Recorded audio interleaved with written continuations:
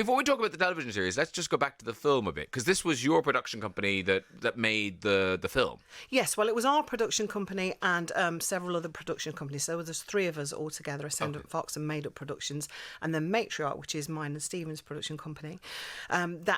We're involved in the film, in the process of the film, and then as a result of the huge success that was the film, we'd never in a million years thought it was going to just take off as it took off. Yeah, I mean, it came from a very early. How it's worked is it's almost worked in stages of life, if you like. So we've had the baby, the adolescent, and now we've got the adult. Because we did a short film first, just to get Phil Barrettini, who's the director, an agent, a directing agent. Yeah. And then out of that came the film, and then out of the huge success of the film has come the TV series. The BBC were just like, we love this. Yeah. We'd like to take it further and. And were you guys nervous? Because the short film, I believe, that was a one-take thing as well. Yeah. And then the movie is... Because on the face of it, you would think the movie is just an academic exercise. It's just, let's see if we can do this. Yeah. Because it's an hour and a half and it's one take. A logistical nightmare, Yeah. I think you'd like to say. Yeah.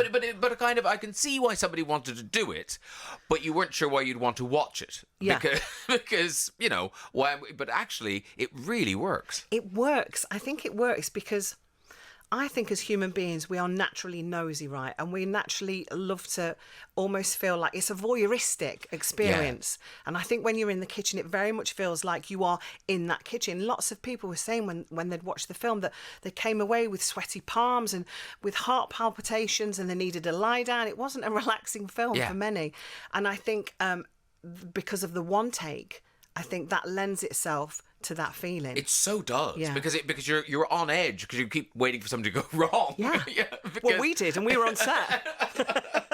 And was it just too crazy to think of doing the TV show as a series of one takes? Yeah, it just, again, it's all about logistics, and it just wouldn't have made sense because in the film, we were just purely in the kitchen. In the TV series, we wanted to explore and go out of the kitchen. Well, if you're going out of the kitchen and you're getting a bus home or in a car, that's 20 minutes of the show, So we kind of had to look at it realistically and say, no, I think we need to. But we did doff our cap and we did I think it was 12-minute opening shot, which is incredible. Shot. Yeah. And you introduce us to all the characters and it's phenomenal. So tell us about Emily. So Emily is the pastry chef, and Emily is that person at work. I think everybody in the workplace has that person at work that's the matriarch, that's the kind of the paternal, the pastoral element, that person that everybody goes to because they know they're going to get a hug, a cup of tea and a little bit of advice. That's what Emily is. She's the anchor. Is it also who Anna is? Yes. I feel like on set that would be you anyway. Yeah, it kind of is, yeah. She's not too dissimilar to myself, which was so lovely. So nice to play characters that are very, very close to home because you can really put your heart and soul into them. And how much pastry chefery did you have to do? I was very good at blagging it, at doing the decoration. That's what I had to do. So I learnt how to do, I'm going to say it wrong now, aren't I? Quenelles? Oh, yeah, Quenelle, yeah. Rochelle's? It's not Rochelle's, is it? Rochelle's and Quenelles. Have I just made that up? I think you made up Rochelle's. Have I? There are people called Rochelle. Yeah. Rochelle Humes is now going, oh, great, she made me. But no, Quenelles are a thing. We had a team.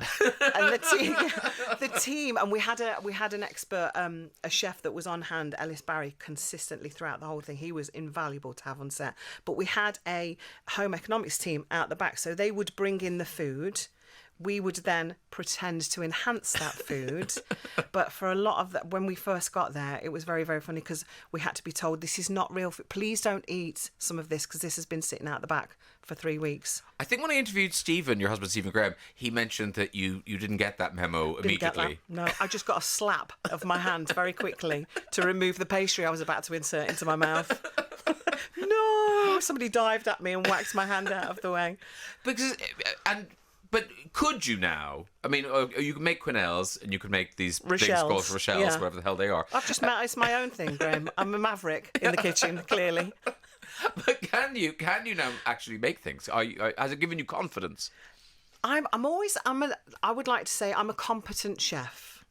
I'm not so much a competent baker. I think in lockdown I baked 2 loaves and then called myself an active baker. Clearly not. I also got some fish and said I was an active fish keeper. That didn't last very long. Stephen has to clean them now. Oh, you mean living fish? Yes. Oh. Yeah. I just went through a whole phase of being active at a lot of things for a fortnight and then just ditching it. But I can do the basics. I can do a sponge. Yeah. And, those kind of things. But anything out of that, then no. Is Celebrity Bake Off in your future? Or have you done Celebrity Bake Off already? I haven't, no. Well, if anyone's Showstoppers. listening... Come on. Yeah, she's in there. Hannah Walters. I've got thoughts. Step forward. And so it's all based in East London, but you didn't film it in East London. We didn't. We filmed it in a studio, would you believe, in Manchester. For the film, we did film in a real kitchen in Dalston. Yeah. But for the TV series, we did it in a studio, and our wonderful set designer, Adam, he created an incredible working kitchen that you had sliding walls so the camera could get in, so you really had that voyeuristic element that we were talking about before. Incredibly talented team that built that. Richard in Littleborough's been in touch. Loved Boiling Point. Will it be back? It must be back, right? I'd love it to be back. I think the majority of, everybody that I've spoken to and the response that we've got, everybody would like to see it come back. It's got such mileage because we just touched on a few characters this time. You've got a whole kitchen worth of characters. It's character-driven show. People want to learn more about these people. So I would like to think, she says, sitting here with her fingers crossed, that we will be getting another series. Because were you nervous kind of taking it into this new format? Of course, yeah. Because the film is held in such high esteem, it's nerve-wracking to think, are we going to take anything away from that? But in fact, we didn't. We just enhanced it even more. And everybody that's watched the film loves the series, if not even more. Yeah. Because in the film, you got a glimpse of some of the characters, like Emily's character in the back with Jamie. There's a moment, that tiny moment when she catches him when he's been hurting himself. And a lot of people responded to that and said, I wanted to know more. Where did that story go? Like Azuka's character who plays Camille, the French chef, we wanted to know more about her character, where that went. So to be able to then put that into the TV series, people are invested because they wanted to know more about these characters. Yeah. And how odd was it? I mean, I guess you know the movie, because it was one take, it wasn't like you were working on it for months. No. So I guess you've worked that time. But bringing the new characters into the TV series, was that jarring or strange, or were you a bit? It's lovely. It was lovely to be able to do that. The thing is, and this is very much what we're all about, especially Matriarch, well, all three of the production companies that work together on this show, is that we are blessed and feel privileged and happy to be able to showcase new talent. It's very important for us to do that in this industry, to be able to give people a platform. It's such a hard industry to get into. Once you're in, you're okay. Yeah. It's the getting into the industry that still people find difficult. So if we're able to facilitate that as producers, how wonderful is that to do? So that was very important for us, which is why you see a lot of faces.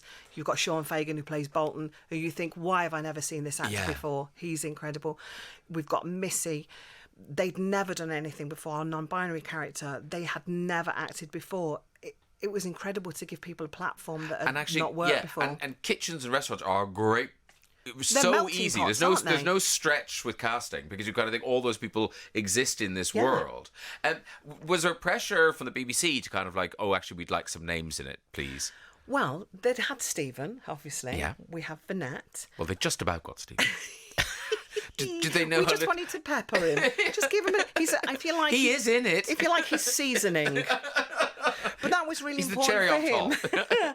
That was actually a decision that Stephen took himself and said, I would really like to just take a back seat on this, have Andy's story as a through story that could be taken out individually. You could run that on its own to be able to push all these new characters. So that was really important. And no, we didn't have to fight. Rebecca Ferguson, our wonderful commissioner, was so supportive in the decisions that we were making. So I thank her hugely for that. And what happens with something like this, where you've ended it, but you kind of think you would quite like to say, make some more? That amazing set in Manchester, is it under a tarpaulin somewhere? We've just wheeled it out into the car park and put some tarpaulin over the top of it. Unfortunately, sets have to come down. They go into storage. Oh, so they do go into storage. They do go into storage because you're renting the space, a studio space, so that has to then become available for other productions. But you have kept it all. It's not just in a skip somewhere. We've not used it on the bonfire night. to get the pile a bit higher. People in Manchester Why going, is that kid? Why is that sink on the top of that? yeah, does that say Point North? It's been such a pleasure to meet you, Hannah Walters. Congratulations on Boiling Point and all the success actually of Matriarch Productions, because you're doing so well. So congratulations on everything. And we look forward to more Boiling Point in our future.